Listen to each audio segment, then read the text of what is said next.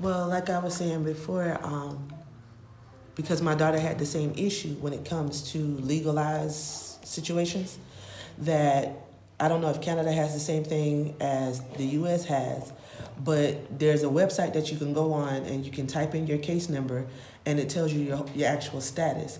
It'll tell you if your passport's been flagged, it'll tell you if you have warrants, it'll tell you any and all of those things. So if you go online and you check and you see that you're good, then the next thing to do is you come up with a plan. You start saving your money. That way you can get ready to get out of there. As long as your passport hasn't been flagged and you can go, you find the first thing smoking and leave. Right, because they're not going to come track you. They're not going to come track you here. They don't track passports. They don't track. The only thing they do is if you have a passport, they lock you in if it's already frozen. But if it's not frozen, you can leave. I know several people who have court cases. My daughter was one inclusive who left on the same passport. We've been here almost a year and a half, and they are yet to do anything because they're not looking for you like that. You haven't killed anybody. You haven't taken anybody's nothing. So as long as your passport is clear, you can go. The other issue is you won't be able to go back on that same passport. But you can travel the whole continent of Africa on that same passport and in your mindset that you will never go back there. So prepare yourself with an online job before you leave. That way you can be making money here while you're here. I also told her too, because of her condition, that serious condition, that she could apply for disability. Disability, right? Yeah, you can apply for that and you'll get residual income from that. What? And also, like, what about? And that would actually heal some once you get here. There are so many herbs. Listen, I had fibroids. I had 2 surgeries. The first surgery was a myomectomy because the fibroid was about that big. I had pictures of where they delivered the fibroid out of me like they were delivering a fetus because it was so large. It wasn't until after I had ended up having a hysterectomy that I found certain herbs and stuff that would help shrink it. It's in the chicken. It's in the meat. It's in all the preservatives that they put in the food. Soy Tofu. Because it's estrogen based. So if your estrogen is too high, you're helping it to grow. So what you want to do is you want to get on a diet that's free of all of that. I know it's expensive now because of the way things are there. Go on an all fruit diet. Get on all grapes, but make sure they have seeds in it. Get on all grapes, all berries, any berry you can find, eat it. Stay away from your vegetables as much as possible because vegetables build. Fruits extract. So you want to pull all of that stuff out of your body as much as possible. If you feel like you're pulling too much, then add a little vegetable here and there to slow the process down because it can make you feel pretty bad because you're going through a lot of detox symptoms at that time. But in order to slow it down, you throw the vegetables in there. Stay away from rice unless it's black rice or wild rice because any other rice has starch in it, which is going to eventually cause other issues, raise your insulin, which is going to throw off your hormones and going to cause your estrogen to go back up, and that's what you're trying to avoid. The food over here is pretty much, for the most part, grown here. It's a lot of imported stuff too, but it still doesn't have all the pesticides and herbicides and all this other sides in it. So it's a lot more healthy. Believe it or not, when I left the U.S., I was 200 pounds solid. But I don't know what my weight is because it's hard to find a scale here. I keep saying I want to go to that clinic and just see if they'll let me get on the scale just for the heck of it. They might want to charge me a couple of $1 for it, but I still might do it. You lost a ton of weight. None of my clothes fit. Nothing fits me. Everything has to be altered. I just took a dress to the tailor this morning that I have to go pick up today. So you will drop weight, but at the same time, your body will heal itself because you don't need medication for that. Your body knows what to do. We just have to allow it to do it. We always have to go back to biblical times too because women don't have those conditions. No. So what has the enemy done? He's purposely poisoned our food. After what I've read and what I understand about the way this woman's cycle goes, our cycle was generally like no more than 24 to 48 hours and it was done. But with all the foods that we eat that we're not supposed to eat, with all of the nonsense that they put in our food, my daughter, hers, sometimes it's 7 days, sometimes it's 9 days. And that was before we left. Now, since being here, it's down to like 5 and sometimes 7. It depends on how she's eaten that month before will determine how bad it is the next month. Because don't get me wrong, you can get your crack here. If you like burgers, you can get burgers here. If you like nachos, you can get nachos. All these things you can still get here, and it's still healthier than the way we had it there. But it's still not good for our bodies because our bodies has a certain rhythm that it's supposed to. All the processed cheese and all this other nonsense, that stuff that's not good for us, that throws everything off, you can still get it. It costs you a little more, but you can get it. So when I notice when she does that, that's when her cycle's a lot worse the very next month.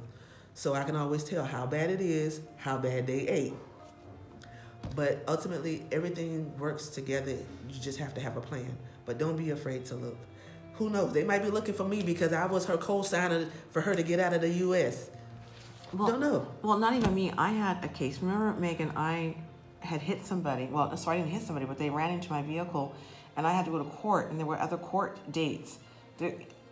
I just left, right? We just left. You gotta run your passport, and yeah. And her court date was on the 12th. Right. So we literally landed the day, Right. 4 days before her court and did date. King not have something pending because Exactly. And they that car tried accident for flight and on the on highway. the highway. And he was able to get here. We all were able to get here on our same passports. There was no flags. So Right. if you think it may be flagged, just check. Don't be afraid to check because you have to know. Once you see it's not flagged, you have the freedom to get up and go. Exactly. Come up with some type of game plan. Downsize. Sell whatever you can sell.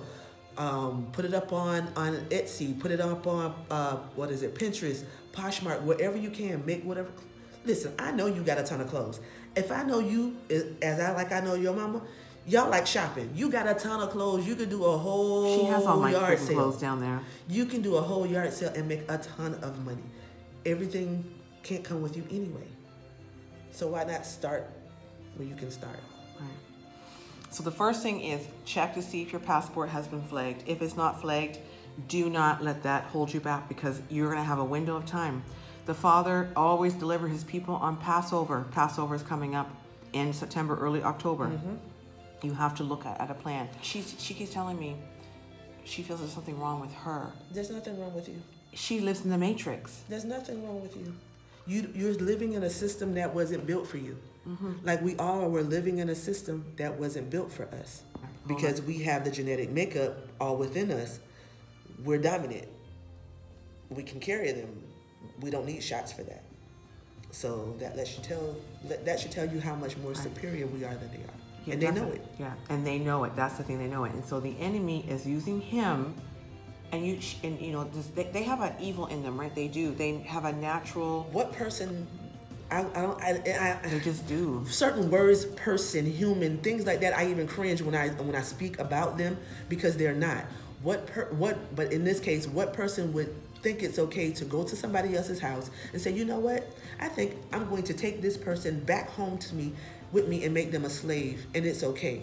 They sit there, they mate with these women against their will, they mate with the men against their will, and they produce offspring with them, and they can take their same offspring and put them in the field, or they can take the same offspring and make them slaves in their house. How is that human-like?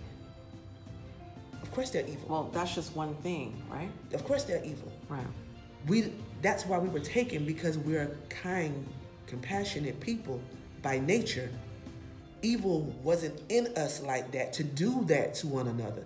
So to think that would, even when we talk to the people here, they don't understand the gravity of slavery, that their minds can't grasp the concept of another human doing that to another human. That's why we get so enraged when we see them with so-called two-bobs, and it's like, how can you be buddy, friend with them, and they did your people like this? But they don't understand because they had it to a certain degree here, but they didn't have it like we had it. So their minds can't wrap around that whole premise of it. Yes, slavery was here, but it wasn't on the magnitude that we had it. You came in, this was like my tribe, conquered your tribe, but they still treated you like a human being. They wasn't treating you like an animal, Right. even in your servitude here. Right. So if the Father already has proclaimed, because his word don't lie.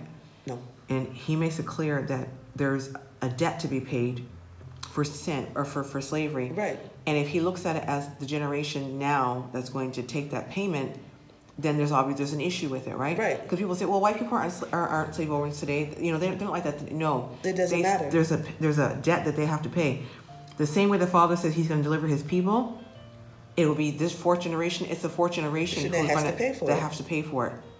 So you get freedom, but they are going to go into that. There's a judgment for them. There's period. a judgment. Yeah. It doesn't matter how cute they are, how nice they are. It doesn't even say that it's necessarily that it's slavery for them. Their judgment looks like, be it death, be it servitude, whatever it looks like, that's just what it is. We can't not come up out of something and you just get to continue on in status quo. You have to pay for it. I gave you a mandate, you do this, this, and this, and you went beyond what I told you to do. So you have to pay for that. That's what happened to us. So now you allowed it, but you went beyond what it should have gone, because it's still going on to this day. It's just in a different format, but it's still going on. You still have to pay. So rather, oh, well, no, I don't own slaves. Well, technically you do. If you own a Fortune 5,000 company or even a mom and pop shop, and you have people working for you that are not white people, and you don't pay them fair wages, you don't give them proper time off, you treat them anyhow, you still have slaves and you're still treating them the same way. So what's the difference? Other than the fact that they're not shackled? They're still shackled. You got, Social Security, FICA, and all this other nonsense coming out. That's slavery. You get yours before I get mine. That's still slavery. I gotta pay rent. I gotta pay lights. That's still slavery. Because if I don't have. They will cut it off. Here, I had my own. I didn't ask to be there. So therefore, everybody has to pay. By biblical standard, yeah. Exactly.